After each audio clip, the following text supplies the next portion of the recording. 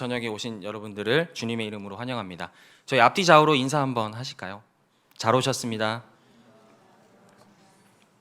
네, 잘 오셨습니다. 저는 수험생 시절에 신나게 잘 놀기도 했고요. 공부도 열심히 했습니다. 그런데 저는 수험장에서 수험생 빌런을 만나게 될 줄은 전혀 몰랐습니다. 이 빌런이라는 말은 이제 우리나라 말로 악당이라는 말입니다. 코를 걸거나 다리를 심하게 떠는 그런 수험생을 말합니다.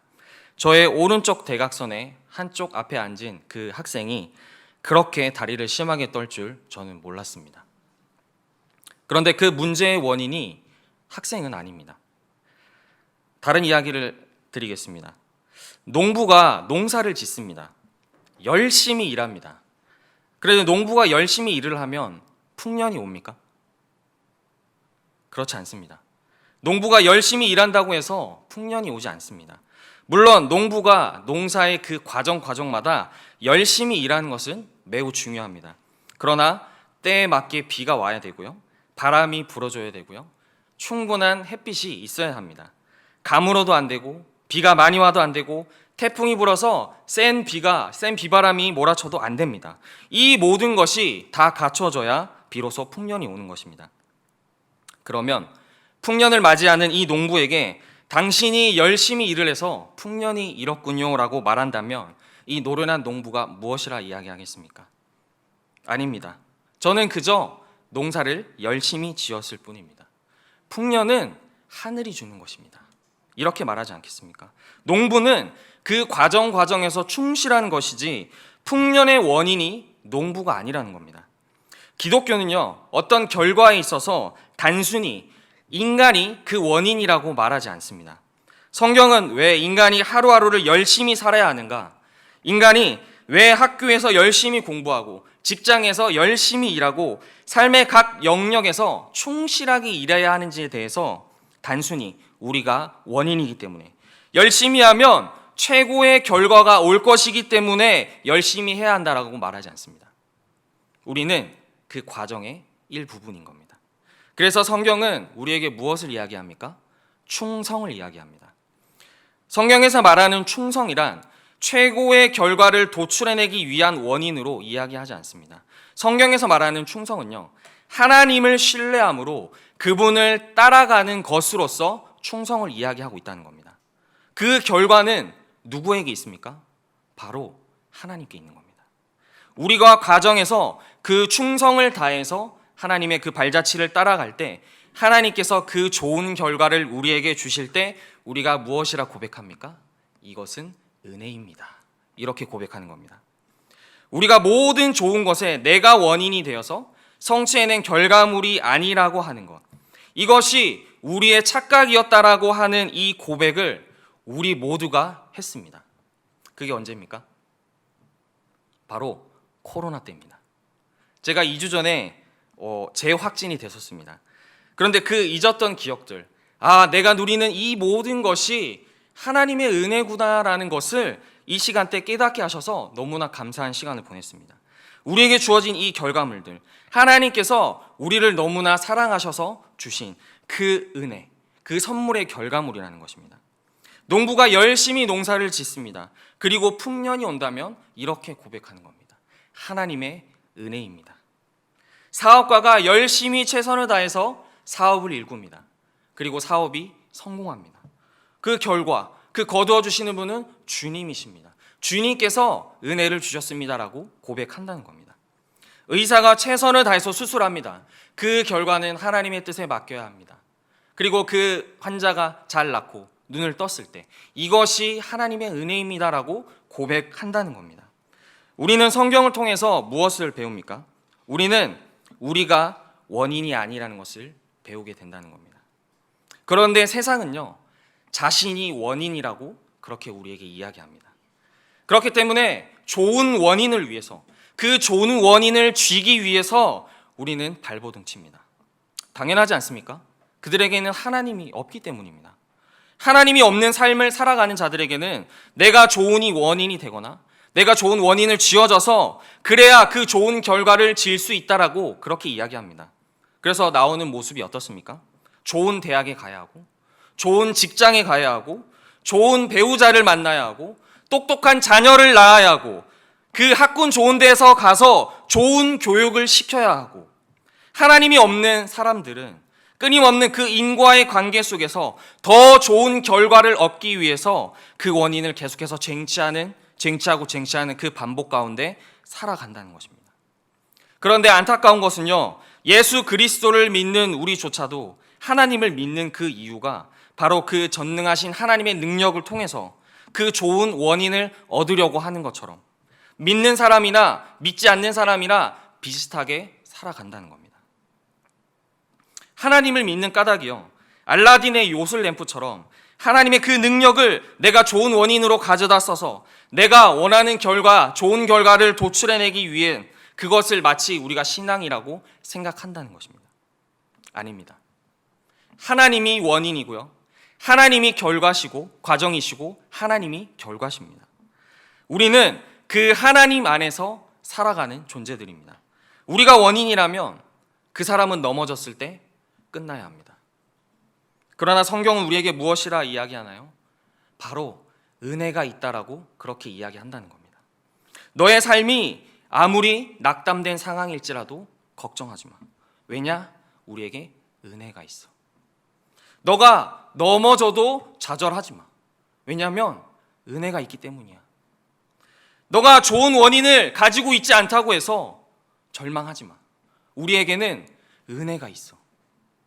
세상의 그 잔혹한 양육강식의 도전과 그 위협이 너를 삼킬 것처럼 다가오겠지만 두려워하지 마. 그리고 걱정하지 마.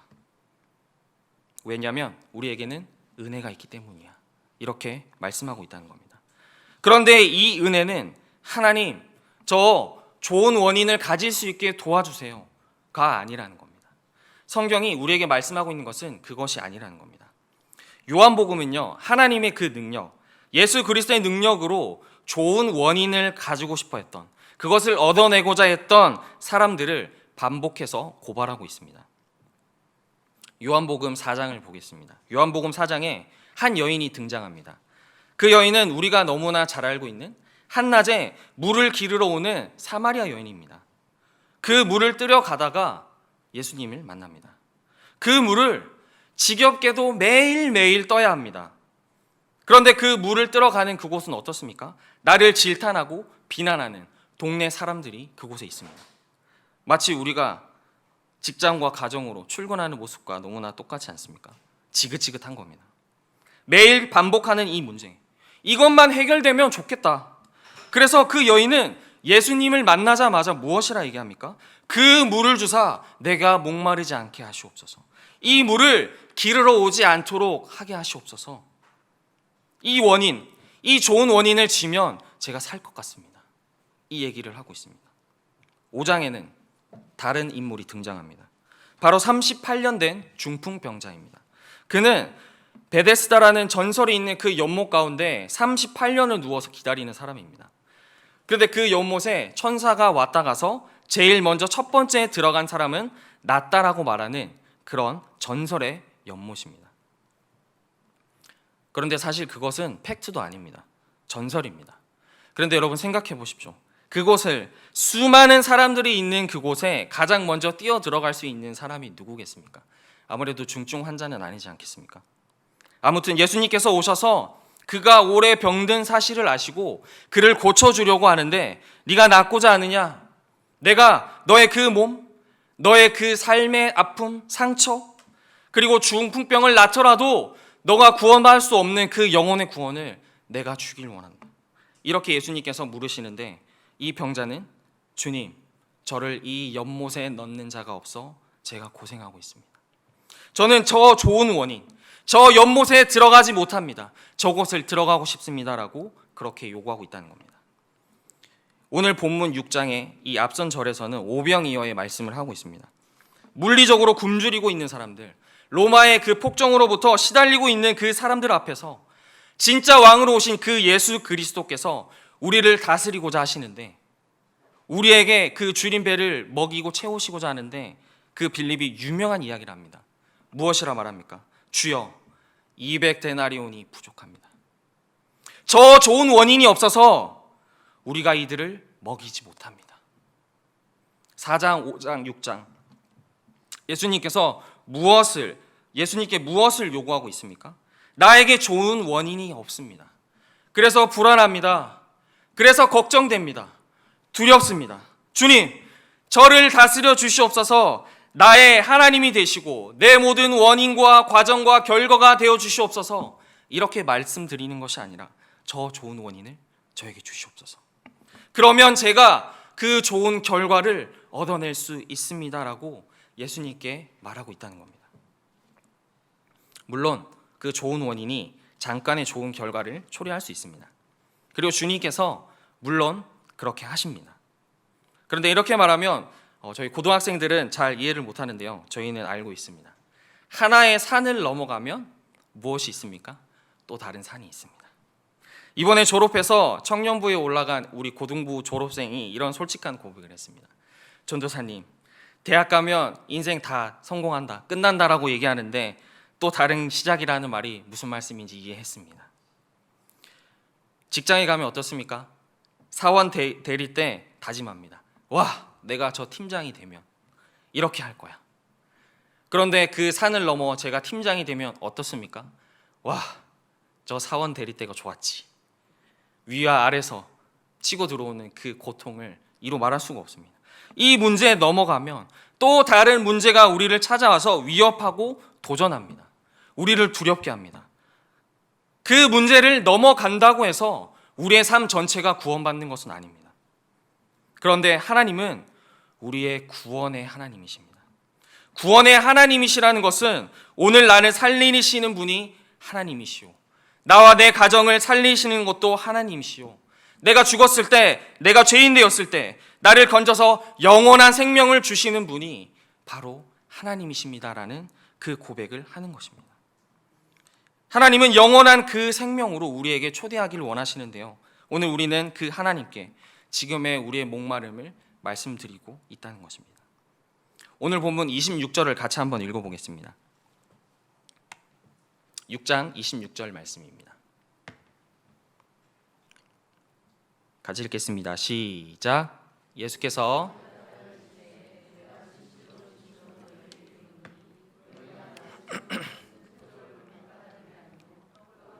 배부른 까닭이로다. 아멘. 예수님께서 사람들에게 오병이어를 먹이시고 바다를 건너서 지금 지역으로 오셔서 말씀을 하고 계십니다. 이것은 상징하는 의미가 있다는 것입니다. 오병이어의 기적을 보이신 디베라 지역에서 배를 타고 풍랑과 고난을 넘어서 지금 이곳에 오셨습니다. 그리고 지금의 메시지, 내가 생명의 떡이고 영혼의 떡이라고 말씀하고 계신다는 겁니다. 예수님은요, 우리의 필요와 우리의 물리적인 인간적인 그 문제들을 해결해 주십니다. 여러분, 하나님을 믿으십시오. 주님께서는 우리의 병을 고치시기도 하시고요, 우리의 가정 문제를 해결해 주시기도 하십니다. 우리의 진로 문제를 해결해 주시기도 하시고 우리의 인간관계의 문제들을 해결해 주십니다.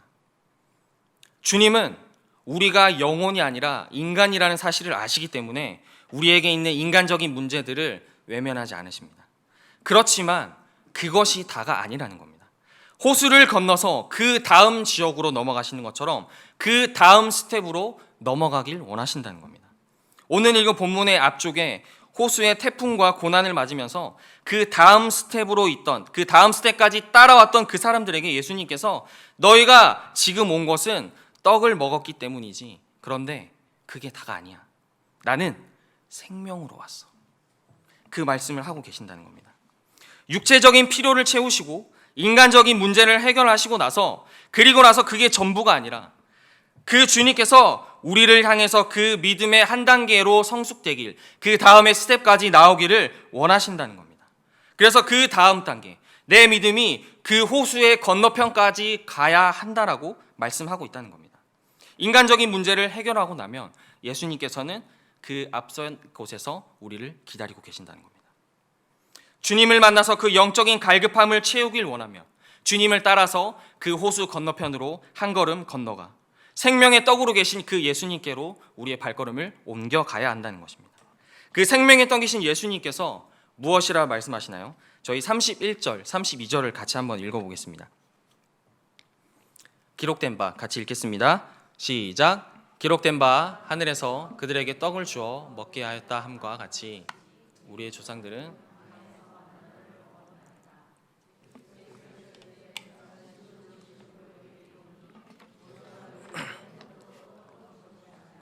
내 아버지께서 너에게 하늘로부터 참 떡을 주시나니. 아멘. 강을 건너갔더니 예수님께서 그 모인 사람들을 향해서 나는 너희들의 생명의 떡이야 라는 이야기를 하시면서 첫 번째로 만나에 대한 이야기를 하십니다. 만나가 무엇이냐면 출애굽기 16장에서 애굽으로부터 출애굽한 그 백성들이 광야에서 굶주리고 있을 때 하늘로부터 내려온 그 양식입니다. 광야, 그 사막이라는 것은요, 나쁜 원인의 정도가 아니라 원인 자체가 없는 곳입니다. 나에게서 원인이 없는 상태라는 것입니다. 거기서 만나가 내려왔습니다. 내가 할 수 있는 게 없는데, 내가 가진 인간관계도 없고, 내가 가진 커리어도 없고, 내가 가진 노하우도 없고, 내가 아무것도 아닌 그 상태. 우리의 인생을 살다가 힘들면 우리는 광야 같다라고 하지 않습니까? 아무런 도움이 되는 사람도 없고, 내가 어디로 가야 할지도 모르겠고, 내가 원인이라고 붙잡을 수 있는 게 아무것도 없는 그 상태. 하나님께서 그때 하늘로부터 만나를 주셨다는 겁니다. 그러므로 만나는 무엇입니까? 너희들에게 원인이 없어. 나에게 아무런 원인과 이유가 없을 때, 내가 기댈 것이 아무것도 없을 때 하나님께서 우리에게 은혜를 주신다라고 하는 것입니다. 내가 할 수 있는 것이 없을 때 하나님은 그 은혜로 우리를 살게 하신다는 겁니다. 그것이 만나가 가진 의미입니다. 오병이어의 사람들은 어떤 사람들이었습니까? 굶주린 사람들이었습니다. 먹지 못하는 사람들, 그리고 먹고 싶어도 먹을 게 없는 사람들, 원인이 없는 그러한 사람들이었습니다. 그들에게 예수님께서는 떡을 떼어서 오병이어를 떼어 주셨습니다. 그러니까 너희들이 너의 능력으로 살아가는 것이 아니다. 살아가다 보면 굶주린 날들이 오지 않습니까? 문제가 터지고 인간관계가 무너지고 건강에 이상이 생기고 직장에 문제가 생깁니다. 내 힘으로 해결할 수 없을 때 주님 도와주시옵소서. 주님은 그때 우리를 도와주시겠지만 우리를 도와주시면서 우리에게 진짜 알려주고 싶은 그것이 있다는 것입니다. 그것이 무엇이냐면 우리의 삶의 전체가, 삶 전체가 주님의 은혜로 살아간다는 것입니다. 그 문제의 카테고리, 그 부분을 해결해 주시는 그 서포터의 하나님이 아니라요, 우리 삶의 전체를 이끌어 가시기를 원하신다는 겁니다. 그래서 우리가 뭔가 문제가 생겼을 때 주님께 구하고, 주님, 내 힘으로 안 됩니다. 그것을 깨닫는 그 지점, 진짜 그리스도인이 되어갈 때 우리에게 발생하는 한 가지 현상이 있습니다. 그것이 무엇이냐면 바로 회개라는 것입니다. 주님께서는 내 힘으로 안 됩니다. 내 힘으로 안 되는 것들 이제 주님 내려놓길 원합니다. 그것을 회개한다라고 하는 것입니다. 내 힘으로 안 되고 은혜가 와야 합니다. 내 능력으로 안 되고 은혜가 와야 합니다. 내가 의지하던 것들 안 됩니다. 주님의 은혜가 있어야 합니다. 주님은 우리가 알라딘의 요술램프를 찾듯이 삶의 한 부분들 모자라는 곳에 도와주시는, 그것을 채워주시는 서포터의 역할을 넘어서 내가 좋은 원인을 가지고 좋은 결과를 얻기 위해 인과의 그 관계 속에서 굴러가다가 문제가 생기면 119를 부르듯 부르는 하나님을 부르는 것이 아니라 주님의 은혜로 삽니다. 이제는 더 이상 내 힘으로 살아가지 않습니다. 그 삶의 전체의 방향성을 바꿔서 주님의 은혜를 따라서 달려가는 그 사람들을 우리는 그리스도인이라고 부른다는 것입니다. 오늘 본문 28절, 29절을 저희가 한 번 더 같이 읽었으면 좋겠습니다. 28절, 29절입니다. 시작. 그들이 묻되 우리가 어떻게 하여야 하나님의 일을 하오리까? 예수께서 대답하여 이르시되 하나님께서 보내신 일을 믿는 것이 하나님의 일이니라 하시니. 아멘. 우리는 할 수 없고 하나님이 하십니다. 이 말이 와닿으십니까? 그거는요, 우리가 하나님 앞에서 자기 부인을 제대로 해보지 않았기 때문입니다. 그리스도를 믿을 때 가장 중요한 것이 회개인데요, 그 회개는 바로 나를 부인하는 겁니다. 내 힘으로 살아갈 수 없다라고 인정하는 것, 내려놓는 것, 내가 무엇인가를 더하거나 내 의지로 하거나 할 수 있는 것이 주님 없습니다. 그러므로 성령 하나님 내게 오셔서 나를 이끌어 주시옵소서. 주님, 제가 회개합니다. 저를 부인합니다. 그것을 구하는 것입니다. 그 진정한 회개와 그 자기 부인이 우리에게 일어나서 그 주님의 은혜로 살아가는 우리 모두가 되기를 주님의 이름으로 축복합니다. 믿음의 대선배께서 이런 말을 하셨습니다. 믿음으로 산다는 것은 가장 쉬운 일인가 동시에 가장 어려운 일입니다. 왜냐하면 하나님께서 하시는 것을 그냥 믿으면 된다라고 하는 측면에서 가장 쉽지만, 내가 무엇이든 해야 하는 현대인의 이 입장에서 내가 할 일이 없다는 것은 굉장히 힘든 일입니다. 그래서 쉬운 것과 동시에 힘들다라고 그렇게 말씀하셨습니다. 예수님을 믿고 구원받는 유일한 조건이 무엇입니까? 그것은요, 내가 죄인이라는 것을 인정하는 겁니다. 나는 내 삶에 대해서 무기력한 존재라는 것을, 내가 할 수 있는 것은 없다라는 것을 인정하고, 내가 잡은 그 두 손을 피는 것, 내가 원인이 아닙니다. 내가 할 수 있는 것이 없습니다. 그 가운데 하나님께서 주시는 그 만나를 경험할 때, 그것을 경험할 때 우리가 그 구원의 길 여정 가운데 들어간다는 것입니다. 말씀을 좀 맺겠습니다. 최근에 그 믿는 자에게 그 부어지는 하나님의 그 은혜, 우리는 내 의로, 내 공로로, 내 능력으로 내가 원인이 되어 살아가려고 하는데, 그 손을 놓아라라고 말씀하시는 그 아버지의 은혜로 살아간다는 것이 이런 거구나를 깨달은 적이 있습니다. 요즘에 저희 집의 분위기가 그렇습니다. 5살 날 둘째 아들의 고집이 정점을 찍었습니다. 그리고 첫째, 9살 난 첫째는 그 동생을 가르치고 싶어 합니다. 그래서 둘째가 넘어져서 악을 고래고래 쓰고 울고 있는데 저희 첫째 딸이 딱 등판을 하는 겁니다. 왜냐하면 저희 둘째가 절대 손을 못 대게 합니다. 절대 안 돼! 안 돼! 손 대지 마! 그리고 그 환불을 쥐어지고 절대 손을 놓지 않습니다. 그때 저희 딸이 이렇게 얘기합니다. 야야야! 이거는 엄마 아빠의 소리가 아닙니다. 9살 난 딸의 소리입니다. 야야야! 정원아! 엄마 착해 안 착해? 안 돼! 착한 거 아는데 안 돼! 손대지 마! 야야야! 이정원! 엄마 착해 안 착해? 그래도 안 돼. 아니야, 안 돼. 이정원, 엄마 착해 안 착해? 저는 이 첫째 딸의 이 소리가 저에게 굉장히 영적인 질문으로 다가왔습니다. 우리는요, 그것을 잡고 놓지 못합니다. 이 원인을 내가 지고 싶어 합니다. 그런데 이걸 내가 잡고 있는다고 해서 해결이 됩니까? 전혀 해결되지 않습니다. 우리 스스로에게 이런 질문을 했으면 좋겠습니다. 여러분, 우리에게 하나님 아버지는 어떤 존재이십니까? 하나님 착해 안 착해? 내가 죄인 되었을 때, 내가 가장 추할 때, 내가 가장 비참할 때, 내가 가장 더러울 때, 그때 나를 찾아오셔서 나를 건져주신 그 주님, 나의 의로움이 아니라 그 당신의 의로움으로 나를 채우시는 그 주님, 나를 버리지 않으시는 그 주님. 예, 아버지, 나에게 좋은 분이십니다. 나에게 가장 선하신 분입니다.